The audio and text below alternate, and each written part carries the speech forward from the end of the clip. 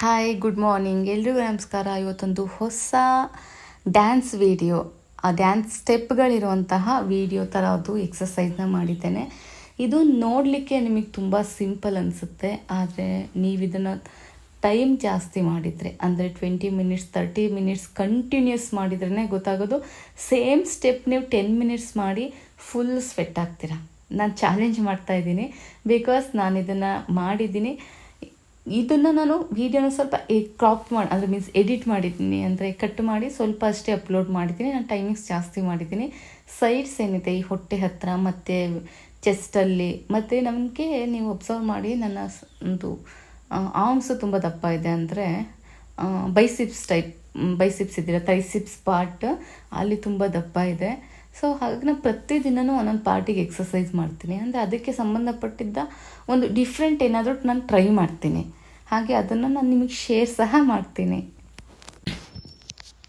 ಈ ಸ್ಟೆಪ್ಗಳನ್ನ ಮಾಡುವಾಗ ನೀವು ಹ್ಯಾಂಡನ್ನು ರೈಸ್ ಮಾಡಿದರೆ ತುಂಬಾ ಎಫೆಕ್ಟಿವ್ ಆಗಿರುತ್ತೆ. ಇಲ್ಲ ನೀವು ಮೇಲೆ ಹೋಲ್ಡ್ ಮಾಡಿನೂ ಸಹ ಮಾಡಬಹುದು. ನಾನು ಇದನ್ನು ಜಸ್ಟ್ ಸ್ವಲ್ಪ ಡಿಫ್ರೆಂಟಾಗಿ ಹ್ಯಾಂಡ್ಗಳನ್ನ ಕೆಳಗಡೆ ಬಿಟ್ಟು ಟ್ರೈ ಮಾಡಿದ್ದೀನಿ. ಸ್ವಲ್ಪ ಟೈಮ್ ಆದಮೇಲೆ ನೀವು ಇದನ್ನು ಸ್ಟ್ರೆಚಿಂಗ್ ಥರ ಮಾಡ್ಬೋದು, ಅಂದರೆ ಸ್ವಲ್ಪ ಹಿಪ್ಸನ್ನು ಇಂಟೆನ್ಷನಲ್ಲಿ ಪುಷ್ ಮಾಡಿ, ಆವಾಗ ಇನ್ನೂ ಎಫೆಕ್ಟಿವ್ ಆಗಿರುತ್ತೆ.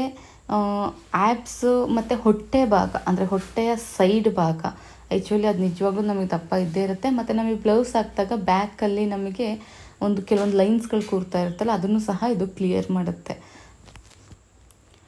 ಯಾವುದೇ ಎಕ್ಸಸೈಸ್ ಮಾಡೋದಕ್ಕೂ ಮುಂಚೆ ಬಾಡಿ ಫ್ರೀ ಎಕ್ಸಸೈಸ್ಗಳನ್ನ ಮಾಡ್ಕೊಳ್ಳಿ.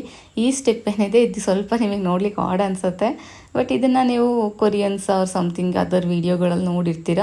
ಅದು ಸಹ ನಿಮ್ಮ ಹೊಟ್ಟೆ ಮುಂಭಾಗದ ಹೊಟ್ಟೆ ಸ್ಟಿಫ್ ಆಗಿದ್ರೆ, ಈಗ ನಿಮಗೆ ಬಗ್ಗಿದ್ರೂ ಸಹ ಅಲ್ಲಿ ಬಗ್ತಾನೆ ಇರಲ್ಲ, ಆ ಥರದ ಹೊಟ್ಟೆಗೆ ಅದು ಹೆಲ್ಪ್ ಆಗುತ್ತೆ, ಅಂದರೆ ಅದನ್ನು ಸ್ವಲ್ಪ ಫ್ಲೆಕ್ಸಿಬಲ್ ಮಾಡುತ್ತೆ.